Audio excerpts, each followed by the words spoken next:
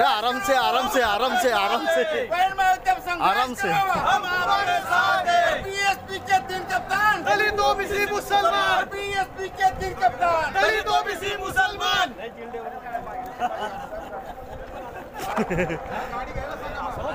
विश्वरत्न परमपूज्य शिवाय राहणार नाही असं त्यांनी सांगितलं। आज काँग्रेस पार्टीने मिळालेली आहे, रोडवर आलेली आहे। आता नंबर 2चं भाजप सुद्धा मान्यता केलेलं आहे, भाजपा सुद्धा मान्यता दिल्याशिवाय राहणार नाही।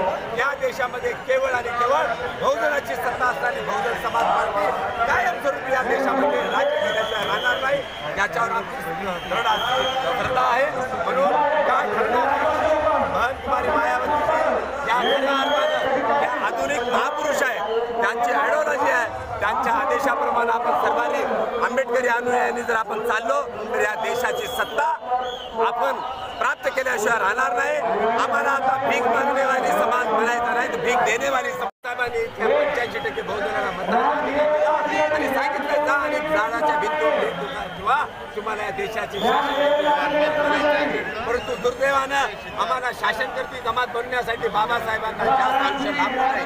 परंतु कालांतरानं मान्यवर शासनकर्ती साहेबांनी बाबासाहेबांची आयडिओलॉजी समजून घेतली आणि 6743 इथल्या बहुजन जमातीला एका जातीमध्ये बहुजन या जातीमध्ये आणलं आणि बहुजनाची एक राष्ट्रीय स्तरावर पार्टी स्थापित केली।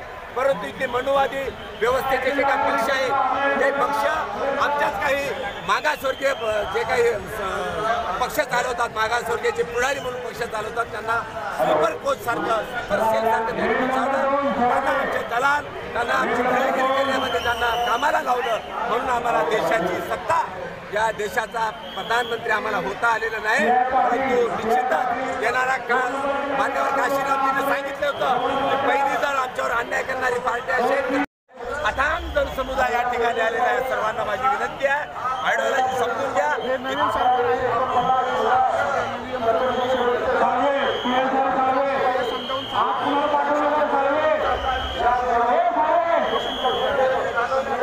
ईव्हीएमच्या संदर्भाने आता सुप्रीम कोर्टाचा निर्णय सुप्रीम कोर्टामध्ये गेलेला आहे।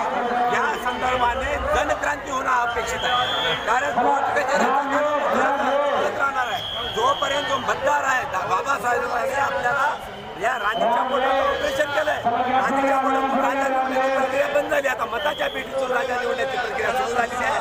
परंतु मताच्या पेटीतून राजा निवडत असताना जो मतदार राजा आहे तो राजा झोपलेला आहे, त्याला कुठल्याही पद्धतीची बिलकुल काळजी नाही, त्याला चिंता राहिलेली नाही। म्हणून बहुजन समाज पार्टीच्या माध्यमानं आम्ही गावागावामध्ये जाऊन केडर बेस पद्धतीनं मताचा अधिकार जोपर्यंत या देशाचा मतदार जागृत होऊन तिथं क्रांती करणार नाही तोपर्यंत अशी मनुवादी व्यवस्था प्रत्येक त्यांची मनुष्यबळ कमी असताना सुद्धा 15% लोक या देशाचे सत्ताधीश बनण्याचा प्रयत्न